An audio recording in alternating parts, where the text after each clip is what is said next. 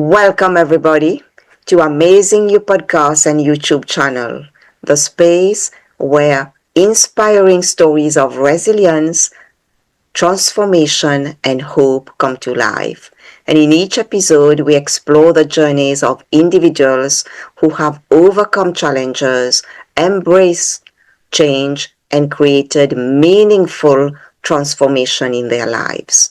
Our mission is to inspire, empower, and remind you that even during life's most difficult moments, healing, growth, and new possibilities are always within reach.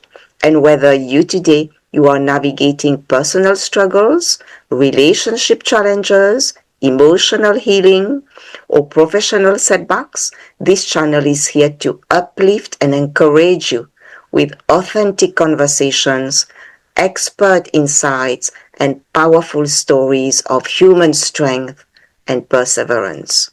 I am your host. My name is Dr. Rani Thanacoody.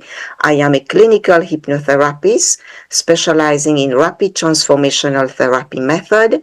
I am a Mars, Venus, life and relationship coach, past life regression practitioner, and tarot reader.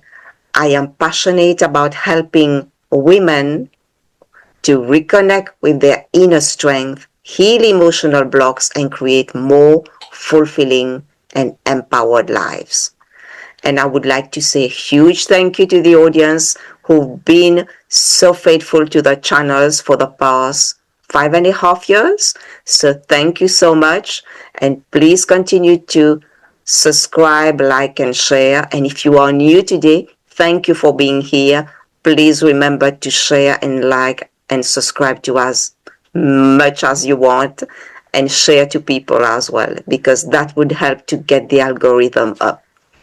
And today I am very delighted to introduce you to my very special guest. He's an author, podcaster, and coach who helps women over 40 reconnect with their authentic selves and rediscover their confidence, joy, and inner light. Drawing from her own journey through burnout, reinvention, and identity shifts, Lauren empowers women to move beyond self-doubt and who they truly are beneath the expectations of the world. Known for bringing warmth and lightness to deep conversations, Lauren inspires others to open themselves to new possibilities, purpose, and fulfillment. Lauren, warm welcome to Amazing You podcast. It's so wonderful to have you here today. Thank you so much, Dr. Rani. It's so wonderful to be here. I'm really grateful to you for inviting me onto this podcast. You are very welcome. I am so glad we connected and you connected with me.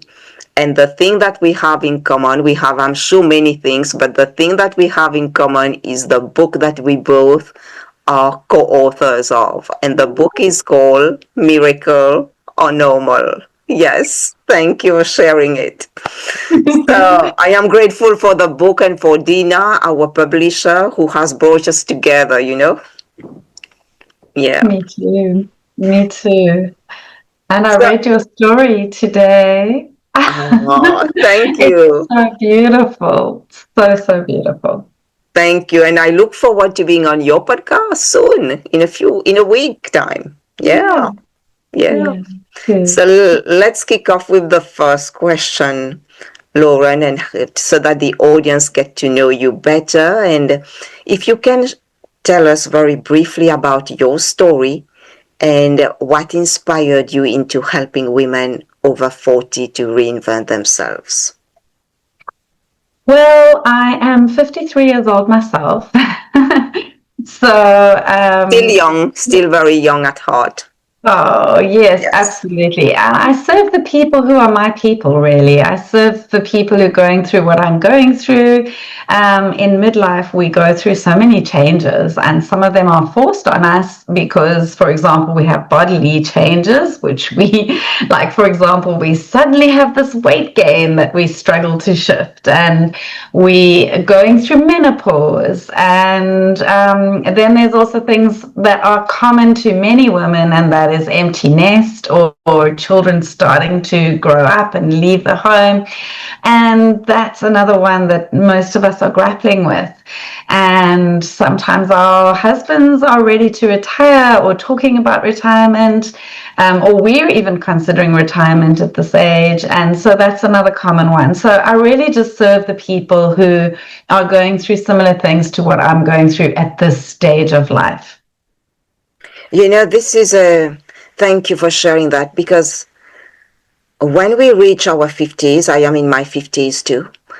And when we are in our 50s, there's so many things that it's like we are experiencing a big shift in our life, like everything that you mentioned, children leaving, some of us thinking of retirement. It's our body is changing. It's like, wow, it's really a lot. Yes, and I think it's very important for women to feel supported at that time, because it can be a very lonely period when we go through menopause, and having a coach like you helping women, I think it's very, very important. Yes. And what has inspired you, Lauren, to write the chapter in the book called Miracle is Normal? Yes. So this book came across my path in December of last year. So I decided that for December, so I live in South Africa, in Cape Town, South Africa, and over December we have our summer holidays. So it's a little bit different to you in the north, but I'm sure you remember from your Mauritius life. Yes, yeah. But it's summer here in December. And so what happens is the children go on this very long holiday, not as long as the people in the north get, not the 3 months, but 6 weeks of holiday. And I decided that I just wanted to take off those 6 weeks and just kind of reconnect with myself and my child and his friends and just have a good holiday as much as possible. And I just wanted to be as quiet as possible and, not be doing all the things, but more be in that being space over that time, just being me. And one morning I woke up and I was just praying and saying, what is my next step? What is my next inspired action to take? And I just got this drop that it was my book is calling me. And for years and years and years and years and years, I can't even tell you how long, probably since I was about 8 years old, I have wanted to write a book. And then I got it in my head in my 20s that I didn't just want to write a book. I wanted to write a best-selling book. It wasn't enough to just write a book. And I just always had this idea that I wanted to write a best-selling book. And I've been attempting to write a book for many years. Last year, in the last couple of years, I've written 2 half books on 2 different subjects, very related to this niche, right? And, one is about aging, sort of natural aging and living, longevity and that sort of thing. And the other one is about being the light and, the sort of more about the self-actualization side of in your 50s, most women start their self-actualization process in a way, in a more purposeful way, because they're not so much looking after the others. Anyway, I have these 2 half-written books. And so I ask this question, and the answer comes, your book is the next step. And then a couple of hours later, or maybe within that hour, I get a message from Dina Marais from Soul Purpose Publishing. And I'd only just connected with her. And she says, I noticed that you're doing some amazing work in the world, but what I've also noticed is you don't seem to have a book yet. And so, I received this message. She's practically a stranger at this point, and I feel absolutely called to answer this message because God just told me that my book is my next step. So I Mm. write back, yes, I have two half-written books. You're absolutely right. I really think my next step is to write a book. And she says, well, I can help you with that. How about if you can't get your book out yet, how about just a chapter in a book? And then she tells me she's working on this book called Miracles Are Normal. And I was like, that is such a beautiful title. I resonated with the title because so many miracles have happened in my life. There's constantly miracles happening. And I just really wanted to get out these miracles. But then I agreed to do the book, but I wasn't sure which miracle to write about. And and I just was, okay, Lord, I'm open to you helping me again decide which miracles are coming. And then miracles started to drop. Just, they had been many, many miracles in my life, but I just knew that the chapter I needed to write for this particular book was about all the miracles that were happening right then and there. And so in January, I wrote the chapter because it was just obvious. This was the chapter I needed to write. And that's how it all came about. Sorry, that was a very long story, very long answer to a short question. Thank you. Thank you for sharing that. And what is the title of your chapter, My Laura? title is In Memory of Martin. Martin is my brother-in-law, my husband's brother, and he passed away in early January. And that's when the miracles started to drop, almost like they were sent from him from above. Mm. Wow. So I Yeah. really, really invite the audience to get a copy of the book because I've shared my story, you've shared your story, and I think it's so worth having a copy of that book if you are going through difficult times, challenging times, it's going to really uplift your spirit and helping you on your journey to know that miracles are normal. It's part of our life. It's just that we are not open to seeing it every day. So get a copy, and we are going also to have our journal coming called Miracles or Normal Journal. Is it coming this May, end of May, Lauren? I Yes, think so. I think Yeah. it's coming soon. I'm really excited about that as well. Yes. Yes, yes. I'll let the audience know, and so that they can get the copy of the journal because journaling is so important as well every day. Yeah, so let's come back to you and your story. You at the beginning when I was introducing you, you mentioned in your on your journey, you spoke openly about burnout and identity shifts. And would you please share with the audience what was the turning point for you personally?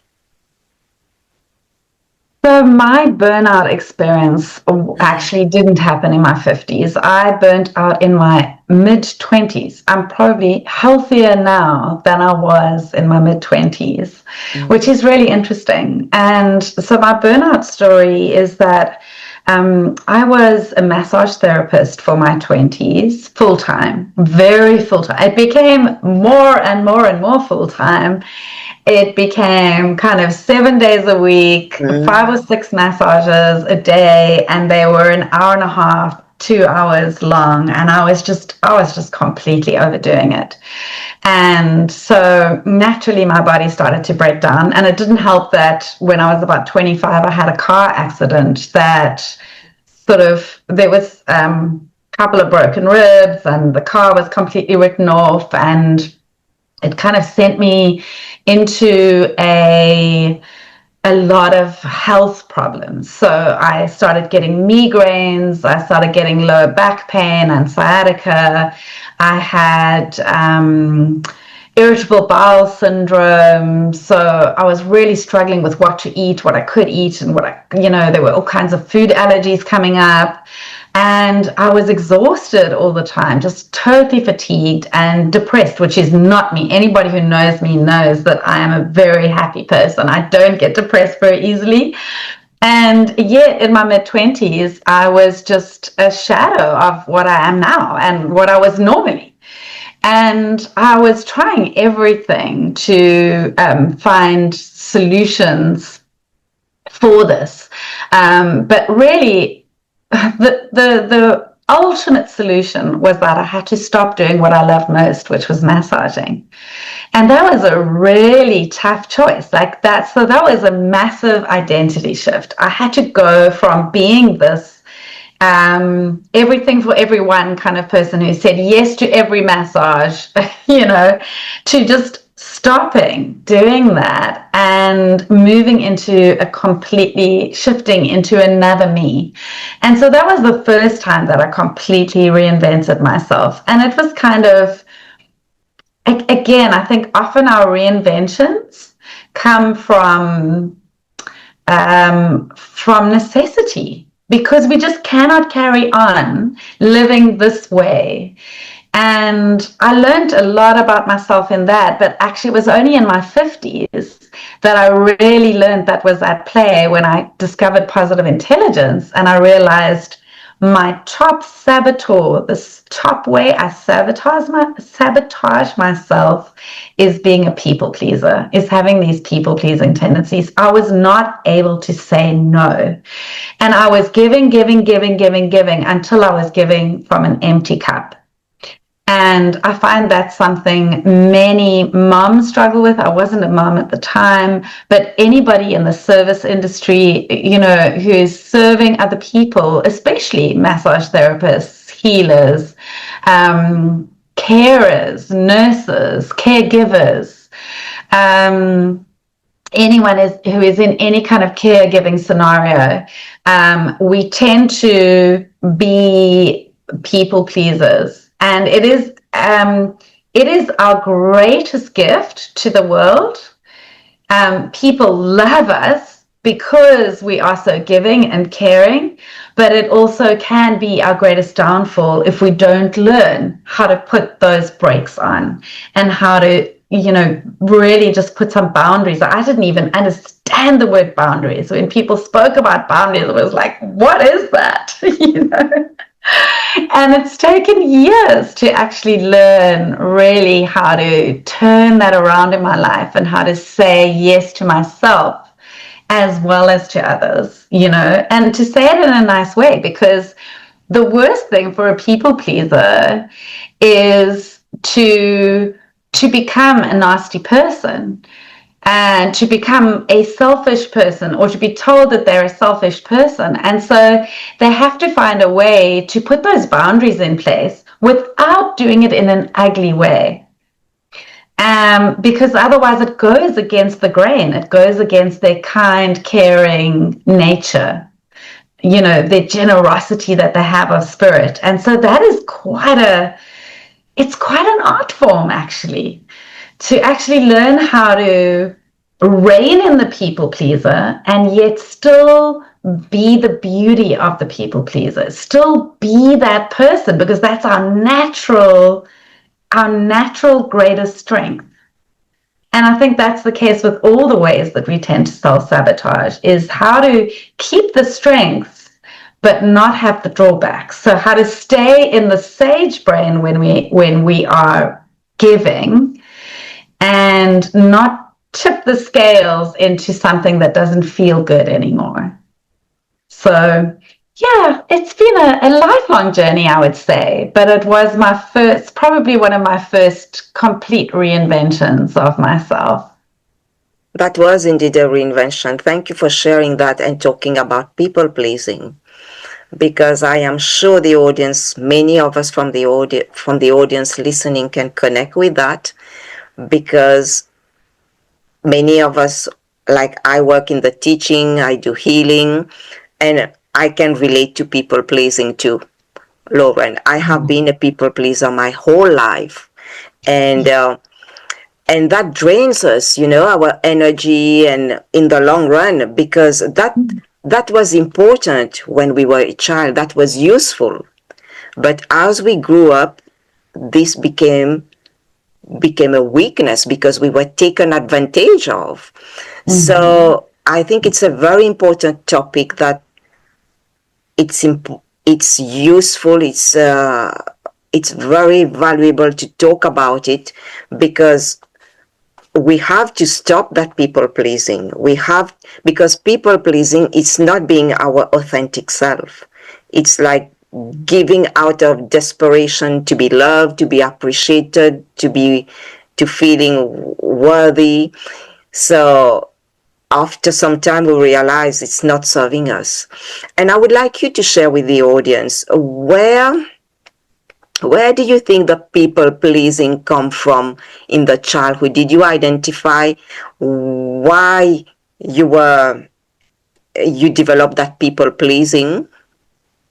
Oh, absolutely. I can Mm. completely see when it started. I mean, it started at a very young age. From about the age of 3 or 4, I've got little things where I wrote little letters to my parents. Or maybe it wasn't that young then because I was able to write, but maybe Mm. 5 years old already, I was Yeah. taking my parents tea in the morning, and I would say these things like, I want to bring you an apple, I want to bring you a cup of tea. And the thing is, my parents were just telling me how wonderful it was when I would do something for them, and I loved the praise. I just, Mm. that's what filled me up, that's what filled my cup, was them saying, I think some people do better on the carrot and some people better with a stick. You know, that idea of, do Yes. you perform better with the carrot or the stick? So for me, the carrot was my thing. So if people said, oh, you're such a wonderful person if you did something good, then I drank that up and I just wanted more of that. It just felt good. And then once I was in primary school, I remember being top of the class, so my strongest ones are people pleaser and hyperachiever. So those two together made me always want to be top of the class, because again, then I'm doing the people pleasing and I'm hyperachieving. So I'm getting great results, and I'm getting told that I'm so great and I'm so wonderful and I'm just a good little girl. Also, I think it was because I grew up in the church. So my dad was a Presbyterian minister.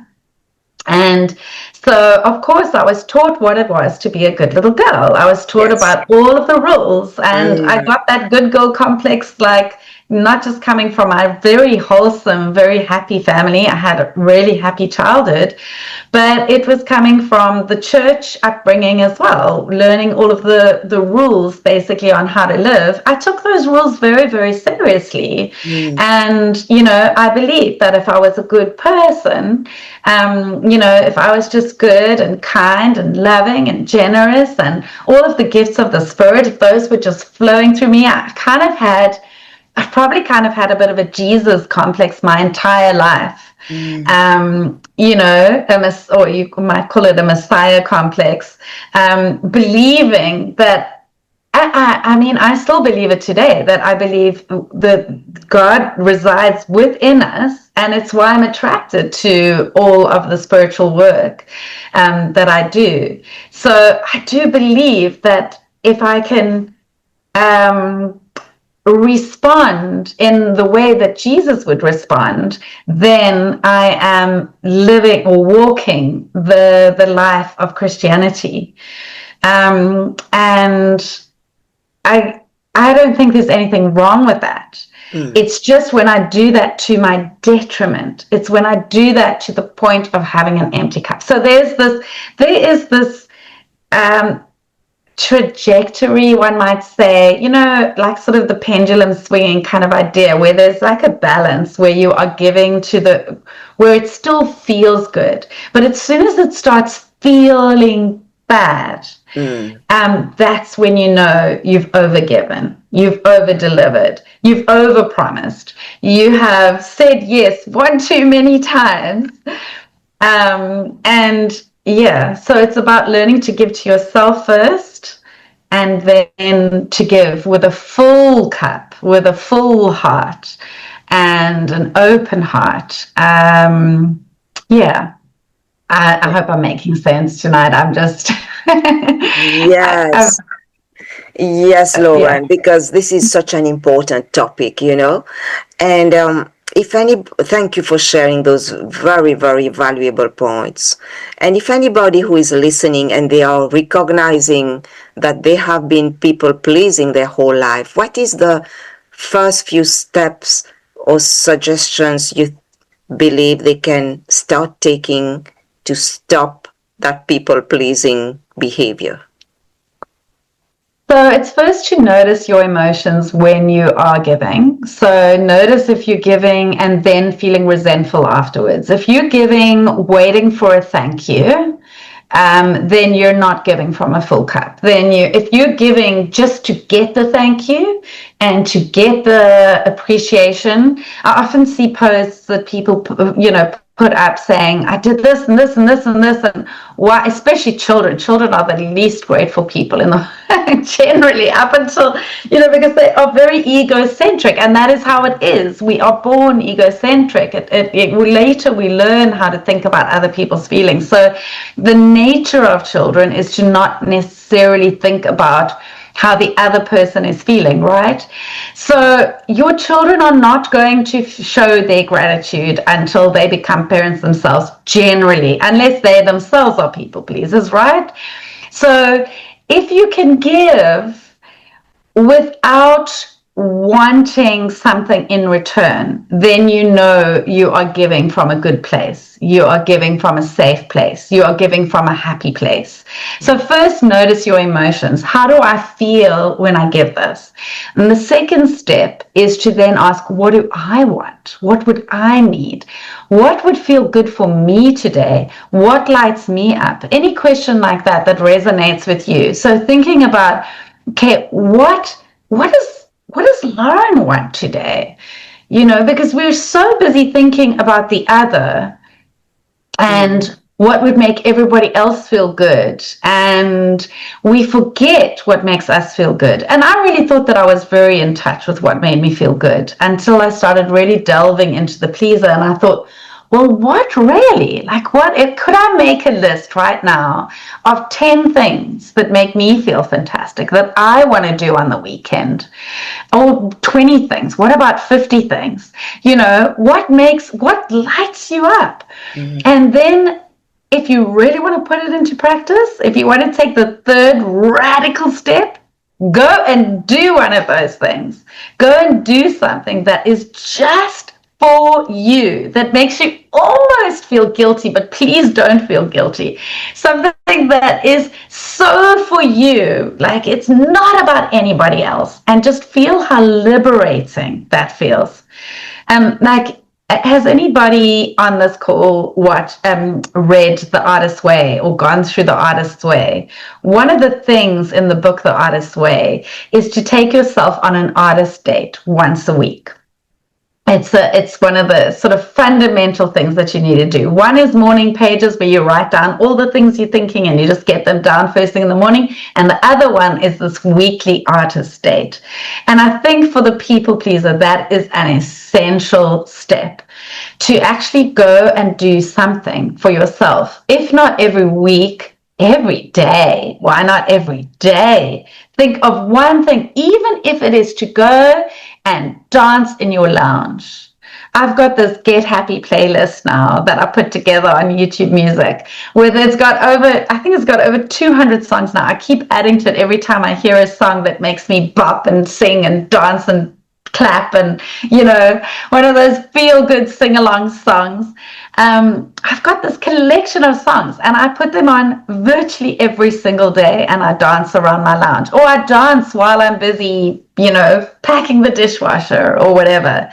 So not only must you think of what it is that you would love to do for yourself, but actually take that action. Take that action, because then you are starting to move towards filling your cup again.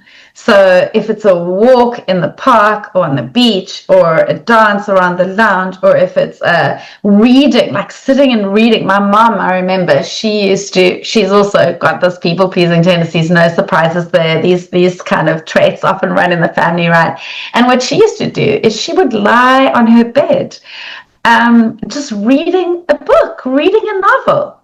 And she would, then she would call us into the room and say, "Oh, I really feel like a chocolate now. Would you just go to the shop and get me a chocolate?" And she would just lie there and read a book. And I just love her for that. She was able to take that moment for herself. And we'd run off and we'd love it because we'd get a chocolate out of it as well, of course.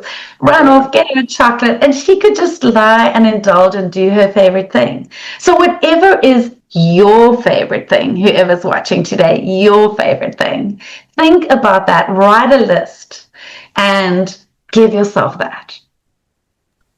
Thank you. Thank you for sharing those stories and providing some suggestions that anyone can apply in their life, and putting it into action is so important.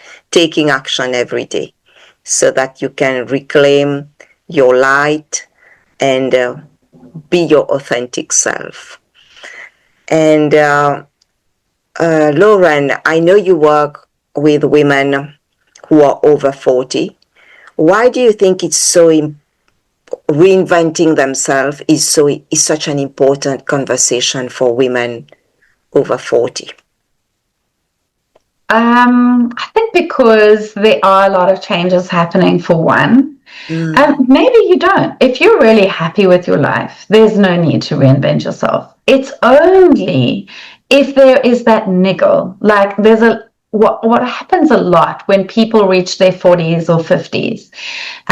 Sometime in that phase, it could be at 45, it could be at 55, it could even be at 65. But there comes a time where when a woman sits and she thinks, is this all there is? Mm. Is that all there is? Did I come to this life and all I'm doing is working every day? Or all I'm doing is housework every day? Or all I am doing is I've given to my children and now they've left me and they've found their partners and they've forgotten about me, because for a time they generally do, because it's about cleaving from the parents, and there's a sense of loneliness happens, a sense of emptiness happens, a sense of, is this all there is? A sense of, what is my purpose outside of being a mom? What is my purpose outside of being a wife? What is my purpose outside of going to work every day and doing this job, whatever this job is? And I think it's a time where women start to think about self-actualizing. So they start to think about, what is the real purpose? Why did I really come here? Why am I here? Who am I?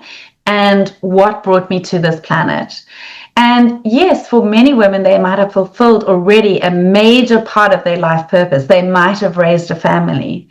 And yet there still is a sense of emptiness about, but now they've left, what next? Who am I beyond that?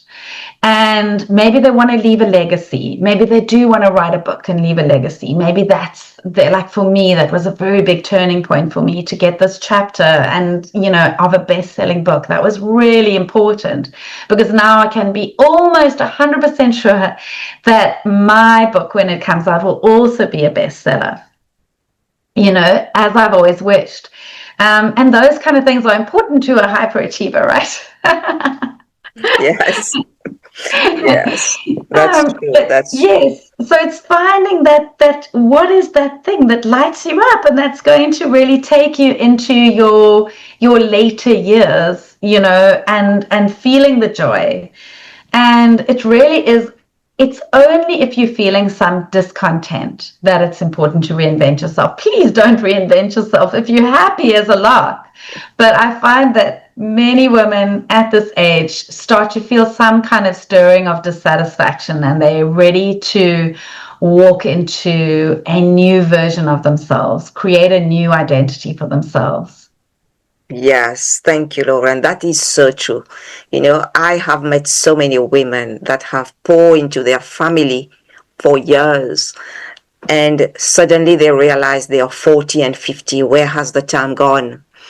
And they say, oh my God, they see wrinkles on their face. It's like they haven't looked after themselves, and now they realize what have they done, and they realize that they have neglected themselves, they have forgotten themselves, and that's when they start to awaken. I met a lady recently. She told me when she started seeing wrinkles, then she realized on her face that it is time for her now to look after herself. And when she went traveling, she really took the time for herself. She told me this is the first time in her life since she's been married.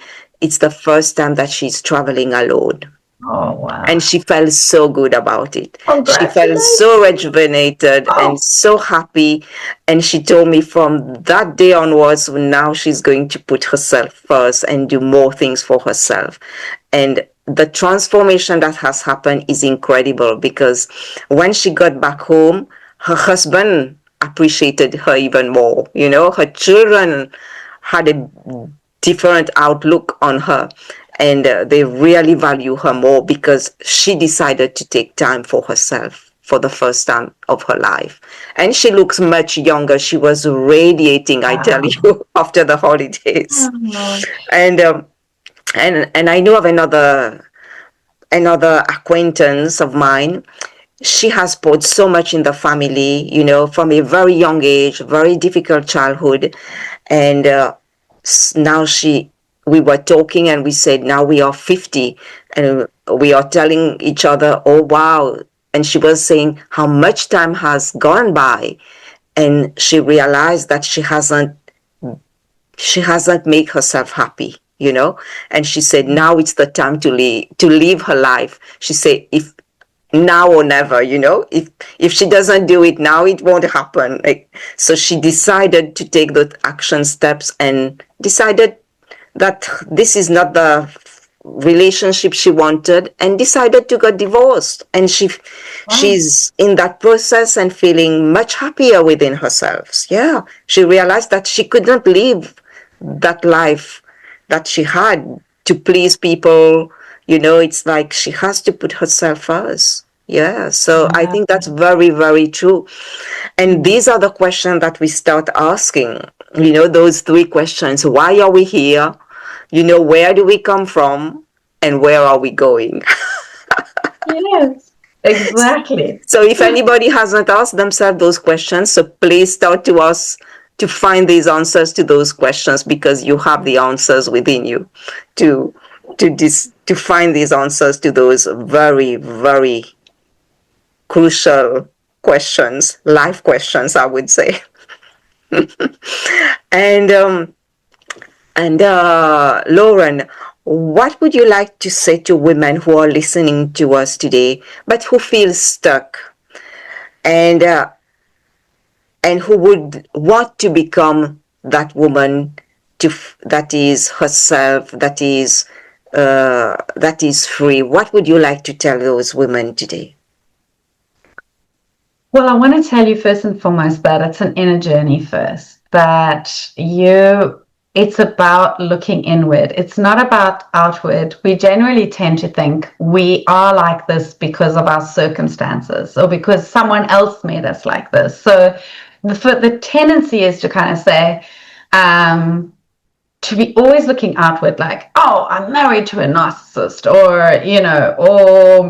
I have a boss who's controlling, or, oh, I've had, yeah, I don't get any breaks in life. It's always looking at what went wrong outwardly, who put you in this state. But the truth is, like you said, you spoke about that woman who, the minute she started valuing herself enough to take her on that trip, she came back and her husband valued her more. Her children valued her more.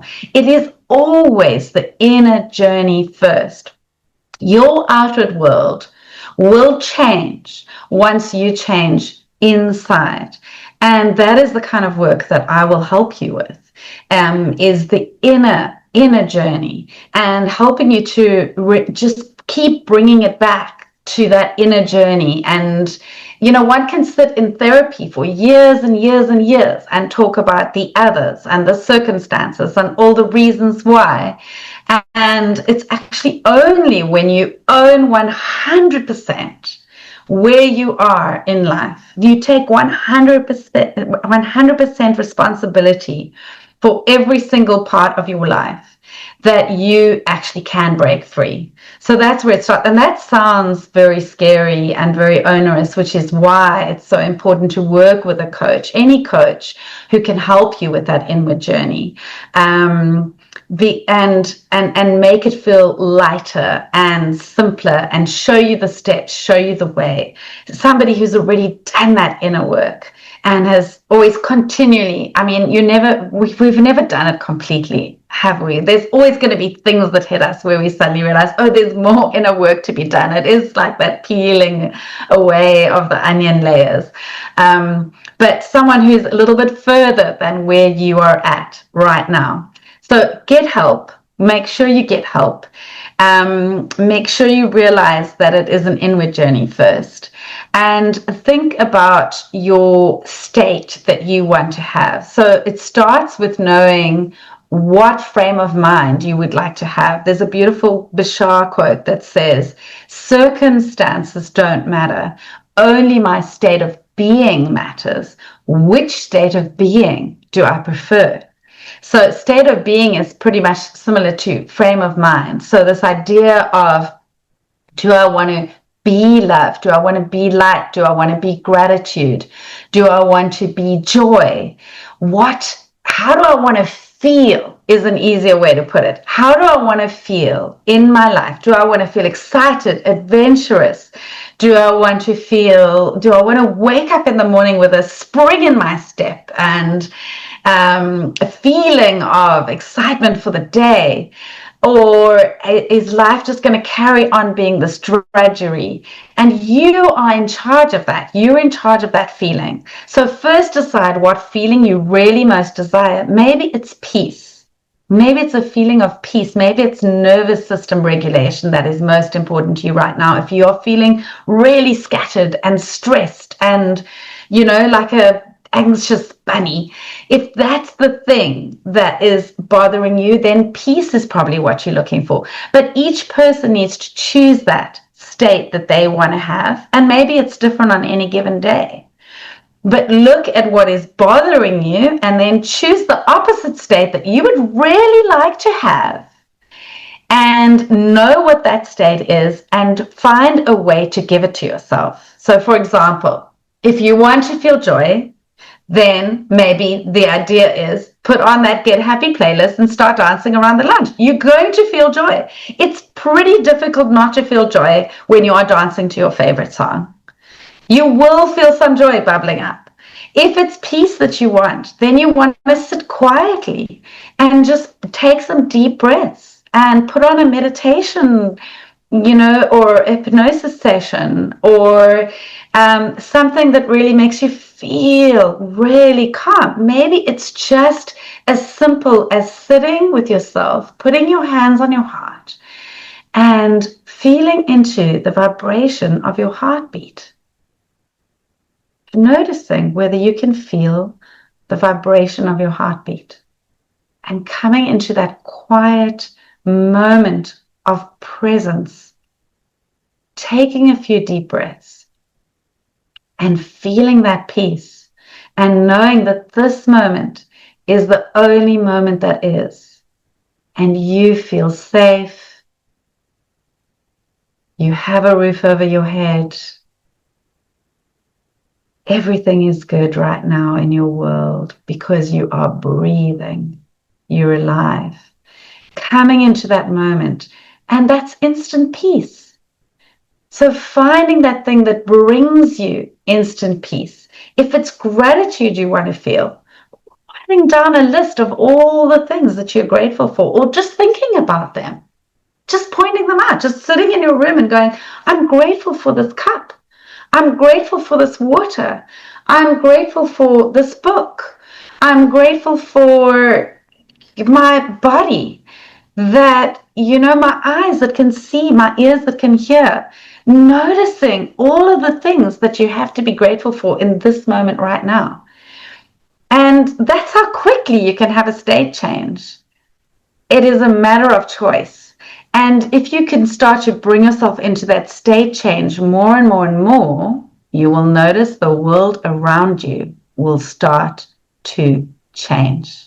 You will be surprised at how quickly the world around you can change with these tiny little actions that just bring you into the frame of mind that you would like to have. So that's where I would start with the inner work. Thank you. That's so beautiful. Thank you so much for even doing that quick relaxation, connecting with our breath. Yes. Lauren, we are coming very close to the end of the podcast, and I've got one last question for you. Where can our listeners and viewers find out more about your work and possibly connect with you? So I think the best place to connect is I'm on School, Skool. I'm sure many of you have heard of it now. It's a lovely platform where I'm creating some beautiful communities. One of them is called Reinventors Playground, and the links I'm sure will be in the show notes. And the other one is called Miracles Are Normal, just like the book. So if you go to school.com/miracles are normal, you will find my community. And if you resonate with either of those, the midlife reinvention or miracles as a whole, come and join one of my communities. That's the best place to connect with me. And then we'll take it from there. We'll get to know each other. Right. Have you got your website as well, I have Lauren? Yes? laurenkinghorn.com. Okay. Yeah. So Yeah. thank you for sharing that. And your website will appear below on the video and in the description of the podcast and YouTube. And anybody can check your website and find out what you've got there. And I would like to say huge thank you, Lauren. It's been such a pleasure having you on the podcast today and having this beautiful conversation with you. And I hope everybody has enjoyed it, that you have taken a lot of notes, everyone, and that you can apply something for yourself. And I would like to wish you a lot of success, Lauren, with the launch of your new book in the near future, your own book. That would be Thanks. wonderful. And all the projects you've got in the pipeline, I'm sure you've got a lot of things coming up. And keep shining your light. And to everybody who is here, I would like to say to remember everyone that you are amazing. You have always been amazing and you always will be amazing. So we'll see you very soon for another podcast episode. Thank you, everybody. And thank you, Lauren. Bye, everyone.